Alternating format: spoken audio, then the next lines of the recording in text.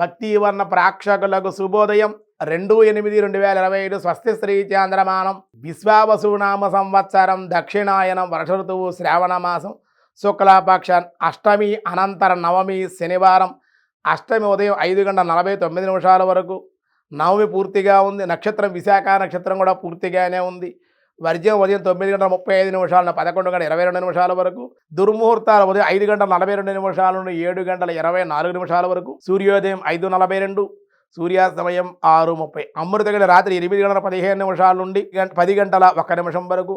రాహుకాలం ఉదయం 9 గంటల నుండి 10:30 వరకు రాహుకాలం. శుభయోగం ఉదయం 6:12, భవ ఉదయం 5:49, బాలువ రాత్రి 6:11. దినారంభ చక్రంలో మేషరాశి వారికి ఈరోజు మిశ్రమంగా ఉంది. కానీ కొన్ని కార్యక్రమాల శ్రీకారం కూడా చుట్టూ ధనలాభాలు కూడా పొందే అవకాశాలు అయితే ఉన్నాయి. కొన్ని విషయాల్లో ఇబ్బందికరంగా ఉంది. వృషభ రాశి వారి దేవాలయ దర్శనాలు, అధిక శ్రమ ఖర్చులు కానీ ధనయోగం. మిథున రాశి వారికి ఈరోజు ధనం విశేషంగా ఖర్చు అవుట, విచారం, శ్రమ అనంతర లాభాలు.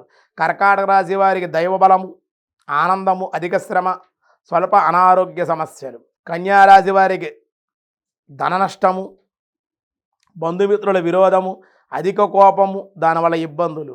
తులారాశి వారికి అనుకున్న ఫలితాలు సాధించుట, ఆనందము, ఆధ్యాత్మిక కార్యక్రమాల్లో పాల్గొనే అవకాశం. వృశ్చిక రాశి వారి విద్యా ఉద్యోగంలో లాభాలు, అధిక భక్తి కలిగి ఉండుట, దైవ దర్శనాలు ఉండే అవకాశాలు. ధనుసు రాశి వారి వ్యవసాయ మూలిక లాభాలు, ప్రయాణ సౌఖ్యం, ధనవృద్ధి. మకర రాశి వారి శుభకార్య లాభాలు, బంధుమిత్రుల సంగమము, విశేష లాభాలు, ఆనందము. కుంభరాశి వారి పనులు వాయిదా, అనారోగ్యం, సమస్యలు అధికంగా ఉండటం, ఖర్చులు, అశాంతి కూడా కొంచెం ఉండే అవకాశాలు.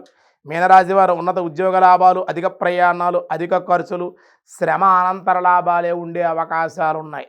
వ్యాసాయ విష్ణు రూపాయ వ్యాస రూపాయ విష్ణవే ముకుంద ఓం ముకుందాయ నమః. మోక్షాన్ని ఇచ్చేవాడు అని ముకుందుడు అంటే మోక్షాన్ని ఇచ్చేవాడు అని అర్థం కూడా ఉంది. సమస్త కర్మ బంధాల నుండి తొలగించేటువంటి వాడు, జనన మరణ జరా వ్యాధుల క్లేశములను పోగొట్టేవాడు, మోక్షాన్ని ప్రసాదించేవాడు కనుక ముకుందుడు అన్నారు. అను పవిత్రనామంగా వాచారుడయ్యాడు. సర్వధర్మాన్ పరిత్యజ్య మామేకం శరణం వ్రజ అని చెప్పినట్లుగా అహంత్వా సర్వపాభ్యో మోక్షయిష్యామి మా శుచః అన్నారన్నమాట. సకల ధర్మాలను విడనాడి నన్నే శరణు పొందుము, సమస్త పాపాల నుండి నిన్ను విముక్తిని గావించదను, దుఃఖించకము అని గీతా భగవద్గీత చెప్పినట్లుగా ముకుందాయన మోక్షాన్ని ఇచ్చేటువంటి వాడు అని అర్థంగా చెప్పారు. మిగతా విషయాలు రేపు చూద్దాం. ఈరోజు స్వస్తి.